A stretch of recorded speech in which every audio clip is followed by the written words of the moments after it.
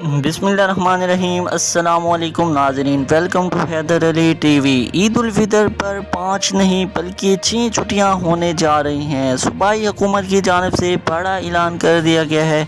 आपके साथ बड़ी खबर शेयर करने जा रहे हैं। इसके साथ साथ आपको ये भी बताने जा रहे हैं कि वफाकी हुकूमत ने ईद उल फितर पर कितनी छुट्टियों का ऐलान किया है। वीडियो की तरफ आगे बढ़ने से पहले हमेशा की तरह से नए व्यूअर से छोटी सी रिक्वेस्ट है कि चैनल को सब्सक्राइब कर लें और साथ साथ बेल आइकन के बटन को प्रेस कर दें। नाजरीन, आपको बड़ी खबर से आगाह करने जा रहे हैं कि सूबाई हुकूमत ने भी ऐलान कर दिया है कि ईद उल फितर पर इस बार 6 छुट्टियां होने जा रही हैं और वफाकी हुकूमत ने भी पहले ऐलान कर दिया था कि ईद उल फितर पर 5 छुट्टियां होंगी। सूबाई हुकूमत ने एक छुट्टी वफाकी हुकूमत के लिहाज से ज़्यादा की है और इसके साथ साथ ईद उल फितर जो है इस बार पाकिस्तान के अंदर 22 अप्रैल को होने जा रही है। उम्मीद यही जाहिर की जा रही है कि इस बार 30 रोज़े होंगे। आप भी कमेंट्स के अंदर बताएं इस बार कितने रोज़े होंगे।